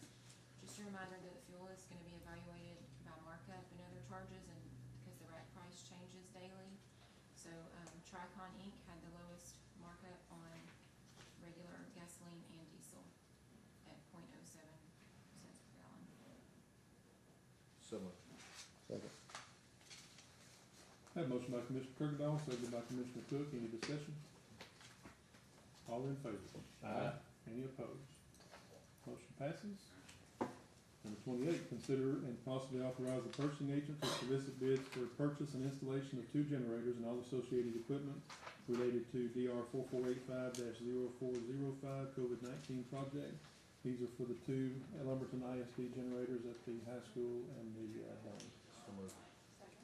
A motion by Commissioner Kirkendall, seconded by Commissioner Young. Any discussion? All in favor? Aye. Any opposed? Motion passes. 29, consider approval of request by Ms. Sims to authorize the county judge to execute professional services agreement with Schaumburg and Polk for engineering services related to HMGP DR 4485 grant for the LISD generators. So moved. That motion by Commissioner Cook, seconded by Commissioner Young. Any discussion? All in favor? Aye. Any opposed? Motion passes. 30, consider approval of request by Ms. Sims to approve correction to the agenda item previously approved in Commissioners Court on October 22nd to solicit proposals for the lease of county-owned property located at 12045 Charlotte Drive, Lumberton, Texas 77657, which was acquired through a buyout program. The correct property location description is lot 16 and lot 17.